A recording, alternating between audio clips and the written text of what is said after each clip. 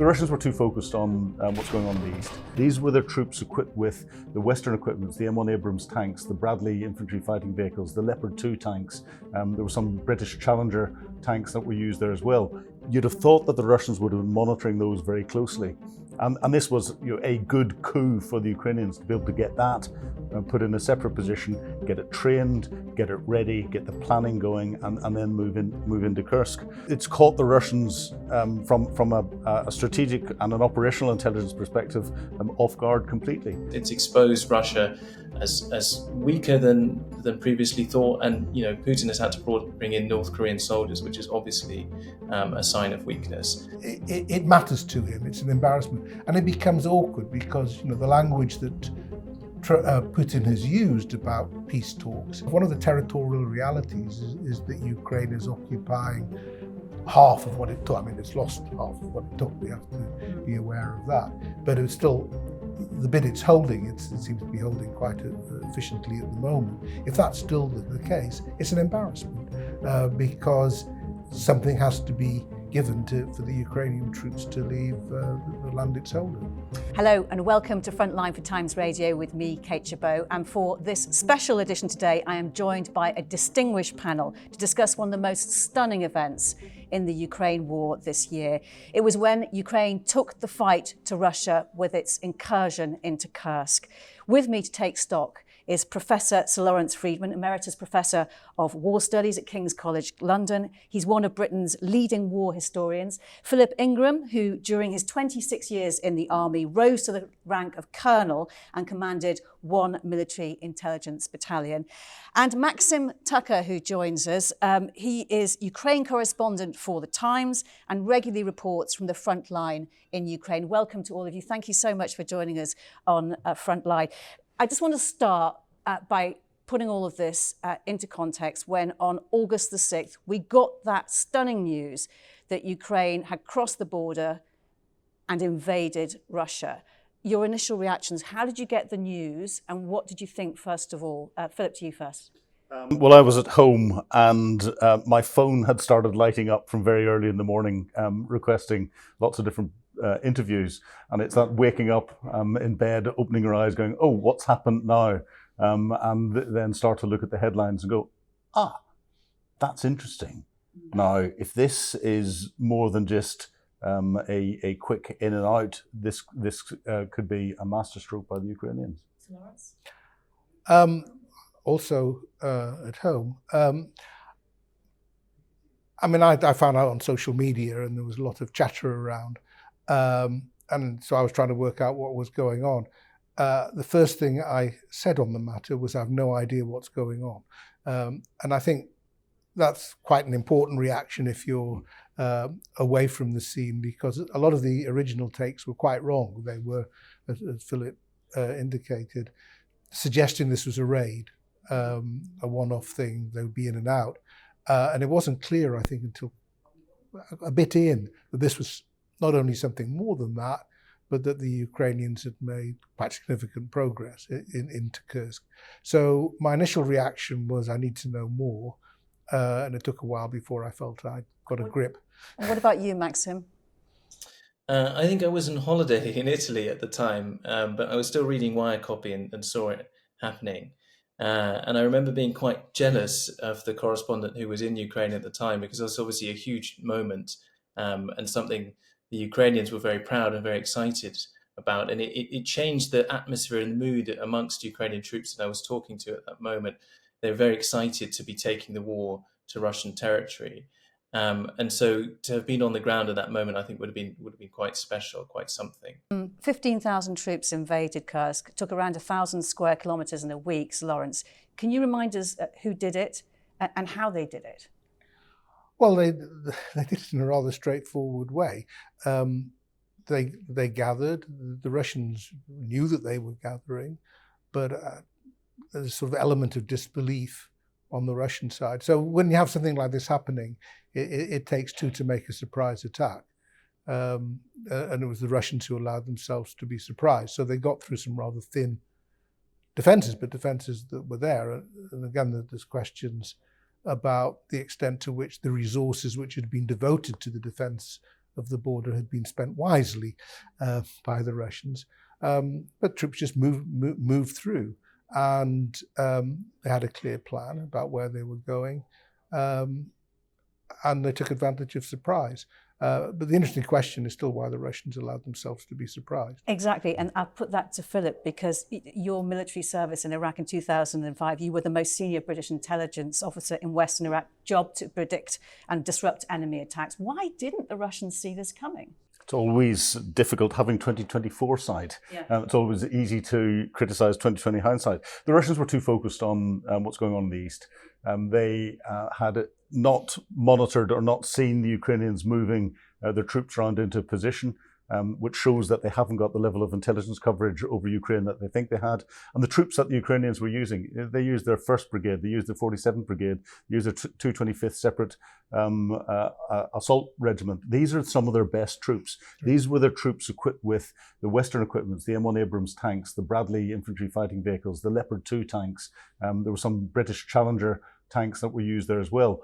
You'd have thought that the Russians would have been monitoring those very closely. And this was a good coup for the Ukrainians to be able to get that put in a separate position, get it trained, get it ready, get the planning going, and then move into Kursk.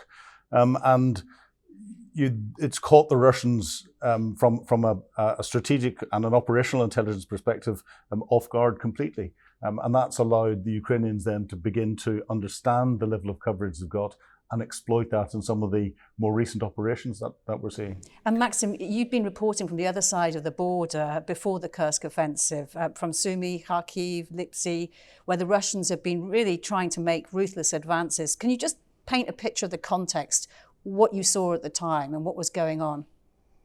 Well, I think one of the things that the Ukrainians realized faster than the Russians, and maybe have been a bit more adept at utilizing, is the use of drones, and particularly first-person view drones, and different ways of adapting commercial drones for lethal effect. And that was something that, I saw them doing in Kharkiv in a defensive mode, and then they used that in Kursk very effectively. They gathered a lot of FPV drone operators to support that operation. They used different frequencies that the Russians weren't jamming, weren't aware that the Ukrainians would use. And they very effectively deployed their own electronic warfare equipment to suppress Russian drones. So drones are so critically important to this war. The eyes in the sky give you a huge advantage on the battlefield. And if you're also able to use your drones effectively as artillery, but very, very focused, very targeted, you're able to kind of punch holes in Russian defenses. And the Russians weren't prepared for that at all. They had kind of conscript soldiers along the border. They didn't have good electronic warfare systems there, and they weren't ready for the kind of modern warfare that has already been fought in other part of the sector, other sectors on the front. And Lawrence, what was the political context at the time? Well, it was one that was very difficult for Ukraine. Just go back on one point, it's worth keeping in mind. The Russians had their own cross-border movement from Kharkiv not long before, which actually was not that successful. It looked more impressive than it was. But that reinforced the idea that Ukraine was on the defensive at all points. So it had been a really difficult 6 months or so for Ukraine, longer. After their offensive had petered out in late 23, the Russians had moved on to their own offensive. And important, they've been at it ever since. They're over a year now. The Russians have been pushing and pushing and pushing. And then you have the problem with Congress not authorizing the supplemental, which would give Ukraine more military support. So there were real problems of being outmanned, outgunned in the battles in the east. And it just looked like the initiative was completely moving to Russia. So I think from Zelensky's point of view, from the Ukrainian command point of view, given that it was going to be difficult to take the offensive inside Ukraine itself, this was seen as a means of at least showing that they could take initiatives. And at the time, there were a variety of objectives put forward, one of them being to increase what they call the exchange fund, basically take a lot of prisoners so they could exchange them for Ukrainian prisoners. But they hoped, and this I think has been one of the major questions that still lingers. They hoped that this would divert effort from the east to relieve some of the pressure there, because they assumed that Russia would not be very happy with some of its own territory being occupied. And Philip, what kind of warning would Ukraine have given its NATO allies about their intentions, and would NATO have been involved in the planning? NATO itself per se, no, because NATO leaks like a sieve. Some NATO members, there will have been information passed, but not complete understanding of the plans to trusted individuals, knowing that those trusted individuals may not necessarily or would not necessarily bring it up to the level of some of their political masters. So formal warning, formal planning, no. Informal relations with trusted individuals, yes. And relations and prior warning to NATO, not in your Nelly. And Lawrence, you mentioned how until that point, Ukraine have been very much on the defensive, and to make that decision to actually go on the offensive, why would they choose that precise moment? And what kind of factors would the military command have to weigh up before deciding to go on the attack? Well, it's a gamble. I mean, you'd have to assume that the Russians would not pick it up, would not reinforce. And I think the Russians were aware of the force, but I assume that they think it was going to be defensive. I mean, in case there was another cross-border move into Sumy or from Belgorod. So I think the Ukrainians had to be confident in what they were doing, had to be confident that it wouldn't be leaked before, which is why I don't think they told as few people as possible. They didn't want to be told not to do it. Mm-hmm. I mean, I think that's part of the problem. This very tense, awkward relationship between Washington and Kyiv is partly one where the Ukrainians constantly feel that they're being told how to fight their war without necessarily being given the wherewithal to fight it in any other way. So I think it had to be their initiative, and they had to be confident they could get away with it. As has been indicated, that they got themselves ready for it. It was quite well prepared. It wasn't a spur of the moment decision. And Maxim, how clever was the offensive? Oh, it was I think brilliantly planned. I wonder, was it a big gamble because it did take away, as mentioned, some of those kind of elite troops from reinforcing the Donbass, and we see now that Ukraine is struggling in the Donbass, and the very important garrison town of Pokrovsk, which protects the flanks of other important cities in Donbass, is now very vulnerable because of that. And there are Ukrainian troops who are being encircled in Krakow, a small town which, there's urban fighting already going on. So it has been a gamble. I think the Ukrainians felt that there was a big political resonance to this, in that they would show that they were crossing red lines, and they're also very keen to demonstrate to Russia that this war will be carried out on its soil if it continues as well. And you have to look at other things that have happened in that context. The assassination of this Russian general in Moscow is part of that, demonstrating that this war is coming to Russia. It's not going to be fought only on Ukrainian soil, as well as these kind of increasing amounts of long-range and very effective drone attacks, which are now going very, very far, even one on Grozny the other day. So it's part of an attempt to demonstrate that there will be a cost to continued warfare, that this isn't going to be completely one-sided, and Ukraine is not going to be the only victim in this. But in terms of the strategic importance of the gains, I think, they didn't really take a major city, which doesn't give them that much of a pressure point when they come into negotiations. It's a small area of land compared to the amount of land that Russia has taken and is still pushing to take in Donbass, in the Kharkiv region, and with some troops now massing in Zaporizhia as well. It looks like Putin wants to get the strongest possible hand ahead of any peace talks. So, it may have had political resonance in helping some decisions, like allowing the use of Storm Shadow and ATACMS because the red lines being crossed. It's exposed Russia as weaker than previously thought, and Putin has had to bring in North Korean soldiers, which is obviously a sign of weakness. So those are important things, but they haven't had, I'd say, a very meaningful effect on the battlefield yet. Philip, in terms of President Putin's response, it was telling, wasn't it? Because he initiated no immediate military counterattack. He was unwilling to divert substantial numbers of troops away from operations in eastern Ukraine. What do you think caused him to react this way, and how do you think what's it shown about his leadership? Well, he was caught in the hop. So he wasn't prepared for this invasion. It allowed the Ukrainians to wrestle the initiative back again in the overall campaign, because they had tried to get the initiative in August 23 whenever they started their counteroffensive.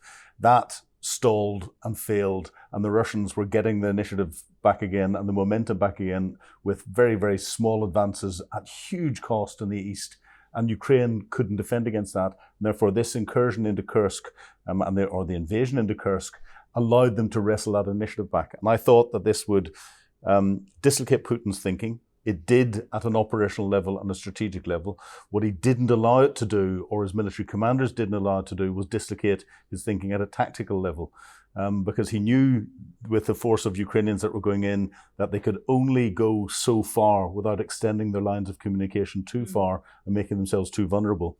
And therefore he knew or could calculate what their limit of exploitation would be, and therefore how long he could take to prepare a force to go and try and push them out. Lawrence, you're nodding. Yeah, I think that's right. But there were basically, since then, we've had two campaigns going on side by side, one in Donetsk, one in Kursk, and mentioned there's other fronts that may open up more. The fact is that even in the summer, Pokrovsk was expected to fall quite soon. So this has been going on for some time, and it may well fall. I mean, it's beleaguered. But the problem for Putin is that every bit of land, even getting land back in Kursk, is taking time and lots of people. And the losses are regularly described as staggering. And so the question arises as to how long this can keep on going. Now, it's gone on longer than a rational leader, one would have thought, would have accepted such losses. And this is put down to Russian history and traditions, and the poor people at the front don't have much choice in the matter. But I don't think one can quite say, as one did earlier, that it has been a complete failure in terms of easing pressure, because they're now putting a lot of people into the battle in Kursk and taking casualties there, as well as not yet having achieved their basic objectives in Donetsk. So the war's at a very interesting stage. And for Putin, I think there's an air of desperation to a degree about how he approaches it. He's had the initiative all year, apart from Kursk, and there's a certain amount to show for it, but far less than I would have anticipated and many others anticipated earlier in the year. Maxim, how desperately are the Russian forces, alongside the North Korean forces, trying to regain ground, and how fiercely is that battle going on at the moment? Well, obviously they've got strict orders to take it back, and you see the North Koreans kind of advancing across fields of snow, completely exposed to Ukrainian artillery, and clearly not realizing what kind of war they're fighting. It's kind of First World War stuff, out of the trenches over the top, without thinking about the drones in the air above them and the way that artillery fire can be corrected. I think they are suffering from communication problems as well. The Institute for the Study of War has pointed this out, how difficult it must be for the Russians to communicate with the North Korean troops. And there have been some incidents of friendly fire between Chechen and North Korean troops. So I think you can expect to see that continue. I think it is a priority for Putin, but it doesn't seem to be as important for him as continuing to push for the whole of the Donbass. I think, given that narrative that Donbass is Russian, and that the whole war started in 2014 to help the Russian speakers in Donbass, that's still very important to his propaganda. And I think it will be continued to be. I'm also surprised that it's taken so long, and that there hasn't been more of a larger force used, as the Ukrainians might have expected it to be, in Kursk to try and drive the Ukrainians out sooner, especially when you're looking at kind of Trump's inauguration and possible peace talks around the corner. Putin will not want the Russians to be still trying to take back their own territory when those peace talks begin. So Lawrence, not a priority for Putin, Maxim saying, when you put it against the Donbass. But how embarrassing is it for President Putin, given the history of Kursk? One of the greatest battles of the Second World War. It's an embarrassment. They'd been there a year before, commemorating the 80th anniversary of the battle, hadn't they? Indeed, greatest tank battles ever. It's obviously an embarrassment, and like all embarrassments, at first Putin doesn't talk about it and plays it down. Then they set deadlines. Reports come out that there's a deadline of the 1st of October or the end of October, and now 20th of January and Trump's inauguration. But these deadlines are very hard to meet, and the main effect of deadlines on Russian strategy appears to be just to push more people forward into the meat grinder. So it matters to him. It's an embarrassment, and it becomes awkward because the language that Putin has used about peace talks, which I'm not convinced will necessarily happen that swiftly or easily, but if they do, is to take account of the territorial realities. Well, if one of the territorial realities is that Ukraine is occupying half of what it took, it's lost half of what it took, we have to be aware of that, but it's still, the bit it's holding, it seems to be holding quite efficiently at the moment. If that's still the case, it's an embarrassment because something has to be given for the Ukrainian troops to leave the land it's holding. And in that light, Philip, how important is it, as the year comes to an end, that Ukraine manages to hold on to at least some territory in Russia? I think it's important because it continues to reinforce the message that to Putin and to those international supporters of Putin that he hasn't got control of the situation in the battle space. And I use battle space because it's not the tactical front line. It's operations at the operational level and the strategic level. This conflict is not going to be won or lost by who takes or regains most territory in the east of Ukraine. It's going to be won or lost by dislocating one or other side's ability to prosecute and continue to prosecute warfare at the operational level, and then the strategic level interactions that are happening. And that's why we're seeing the Russians still focusing on the tactical side. The Ukrainians are holding the Russians as much as they can, trading some territory for time, but they're using that time wisely to attack into this operational level. Kursk getting in, the attack on the Russian general in the last few days, the drone attacks as we've heard about, and all the rest of it, and that will have the strategic level implications whenever Trump comes in that we can't predict at the moment. And Maxim, can you explain a little bit more about the way the Kursk offensive has enabled the Ukrainians to extend the reach of their operations?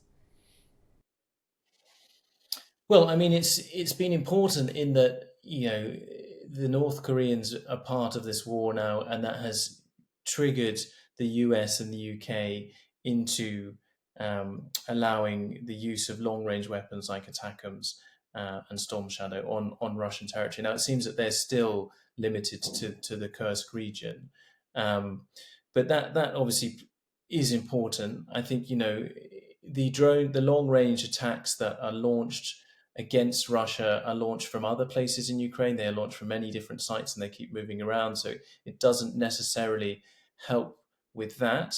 I think it's more about the kind of political salience of having troops on Russian territory than it does to kind of strike deep into Russia. The Ukrainians have got other means of doing that, and they're developing them. And, they're now talking about a ballistic missile program, and they expect to have ballistic missiles ready and available to them within 6 months. Zelensky's talking about having 3,000 of those. That will start to bring some kind of strategic parity to Russia and Ukraine. Obviously, Russia's still got an enormous arsenal that Ukraine can't compete with, but Ukraine will have the ability to at least inflict pain suddenly and dramatically on different areas of Russia, and that's important.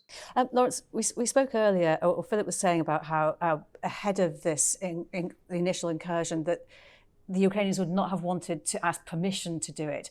And we've since, as Maxim talked about, the assassination of the general in Moscow. How much further do you think Ukraine is going to go in terms of deciding itself and saying, you talked about the relationship with Washington, it's quite an easy relationship. How do you see that developing and building on this growing confidence, if nothing else?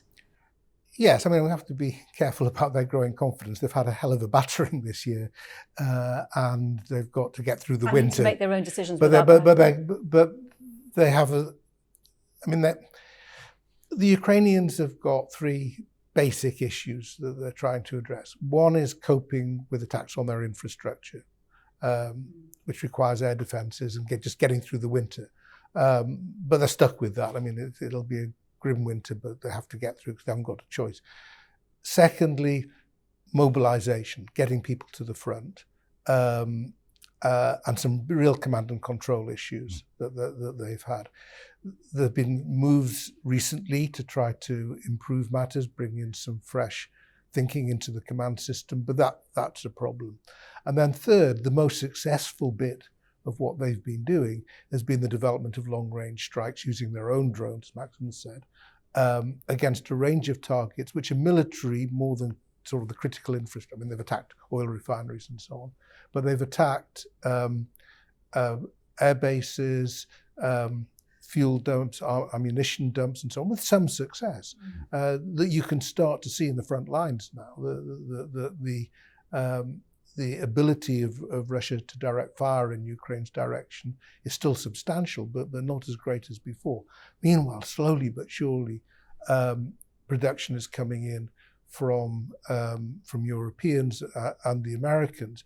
And then you've got Trump. And so in terms of the Ukrainians feeling sure about their initiative and so on, they've got a big uncertainty coming up, which is not only the questions of negotiations and are they going to have their arms twisted to agree to things they don't want to agree to, but also will the Pentagon be turning the taps on in the way that they've been turned more or less on, I mean, not as easily as the Ukrainians would often like, over the last few years. So that is the main uncertainty. They'll keep their own counsel about how they're going to do things until they've got much more confidence in the incoming administration that whatever they tell them isn't going to be used against them. Mm. Just over 3 months since the invasion of Russia by Ukraine, it is still too early to assess what the long-term impact will be. If I could put this to all of you at this stage, I mean, does it look like the decision to invade was the right one, Philip? I think, yes, it was the right one because it gave Ukraine the initiative back. It put that morale boost amongst the Ukrainian troops and the Ukrainian population as well. And it brought the war to the Russian people in a way that it hadn't done beforehand. What surprised me was Ukraine didn't use this as phase one of multiple phases of operations to retain that initiative. Maybe what we're seeing in the deep battle with the drones attacking oil refineries and generals being killed in Moscow and elsewhere is that phase two and phase three. It wasn't at the momentum level that I was hoping it would be, but yes, it was the right decision. Maxim. Yeah, I totally agree with that assessment. I think it gave a huge morale boost. That was really important at a time when the Ukraine felt that it was being abandoned and it was on the back foot, and it demonstrated to Russians that this was a war that would increasingly be fought on their territory, and I think that was very important. But at the same time, it hasn't led to the more strategic gains on the battlefield, and there hasn't been a concerted, operational pace to keep that momentum going. And that's been surprising, and losing some of the territory that they'd lost in Kursk, which was quite easy to defend, and failing to cut the Russians off, who were stuck on the wrong side of the river. It was also, I think, slightly disappointing, but I think it was a good gamble to make given the situation they were in. Yeah, I don't think this was ever going to be decisive, and it illustrates a problem that the Ukrainians have, and for that matter, the Russians have had, which is just offensives are really very difficult in this day and age. You may have a window that allows you to move without the enemy without the enemy having much time to respond. But everything's so visible. It's very hard to move. And the Ukrainians have had a number of offensives, including Kharkiv in 2022, where they found it very difficult to follow up initial success. They just, it's both difficult and they don't quite have the resources to do so, which is why I think the Ukrainian effort is to make things as difficult and as uncomfortable for Putin rather than just concentrate on territory per se, because it's going to be hard. It's going to be hard for them just to retake territory. They've got to create a situation in which Putin, for one reason or another, needs to cut his losses. What has the whole Kursk offensive shown about Ukraine's ability to go on the attack, to go on the offensive? Well, the Kursk offensive and their counteroffensive that started in 2023 has shown that Ukraine doesn't have the capability, the military capability, to punch through the Russian defences in a regular way. They don't have the armoured engineer capability to get through the very comprehensive Suvorikhan defence lines out of there. And what they don't have is the Air Force capability to create local air superiority over the area that they're punching through, leaving the ground forces very vulnerable indeed. They'd clearly identified in Kursk there was less of a Russian air threat, an air defence threat, so they could create that, allow them to get and exploit the area that they did. But that's why the Ukrainians are not in a position to win from a tactical perspective until they get an awful lot more Air Force equipment.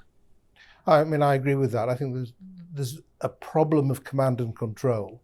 They're not that good above the sort of the company level almost. And this is the big lesson I think that came from the summer of 2023, when they're far too optimistic about what could be done, and the Russians could see them coming and they were prepared for them. Even then, they did at one point look close to a breakthrough, but it never quite came. And they reverted back to trying to follow less Western models of offensives, to doing what they thought they did best, which is small-scale operations, which is easier to do, but it doesn't take you necessarily very far. And one of the things I think to watch over the coming year will be whether they both develop not only the kit and the drones now taking over from aircraft, but also the command capacity to manage larger scale operations. And Maxim, you've been with the soldiers on the ground. What have you learned about their ability to go on the offensive? Well, I think, not to exaggerate it, because of course air power is so vital, but some of the brigades that I've been speaking to and the special forces units who have already switched to NATO operating procedures and NATO command structures, where you'd have a brigade commander that war games with his planning officers, that it encourages more junior officers in the staff to provide alternative options, to interrogate some orders before they're kind of passed down the chain of command, and to make sure that they are ready for different eventualities and not having kind of initial success or plan B, plan C, plan D. That seems to have been something that those brigades really like. So at the very least, that is a big motivating factor for those that have already implemented that system. And it would make sense that it would avoid the kind of problems that you have in the Russian army, where you get an order and you just have to go and fulfill it, and there is no real, maybe we should do it this way, maybe we could do it that way, this might be more effective. Those discussions aren't had in the Russian army, and you can see the effects of that in some of the battles. And that's still, unfortunately, the case in many Ukrainian units. And of course, there are those in war that kind of abuse authority and abuse power as well. And there's still a problem with corruption. And there's still a problem with corruption within the military in some units. And the NATO structure seems to be better at dealing with that and preventing it. It's been so good talking to you. Thank you very much for your time. Sir Lawrence Freedman, Philip Ingram, Maxim Tucker, great to speak to you today. And if you'd like to hear or see more of our panel, they each have their very own interests they pursue. So Lawrence Freedman has his own Substack, Comment is Freed. Philip Ingram you can see on Frontline. He does a regular Q&A every week. And Maxim Tucker, you can read him in the Times and the Sunday Times. Thank you so much. You've been watching Frontline for Times Radio with me, Kate Chabot. If you'd like to be the first to get exclusive content, you can sign up for membership with the link below. You can also listen to Times Radio for the latest news or read it on thetimes.com. My thanks to our producer today, Louis Sykes, and to you for watching. Bye for now.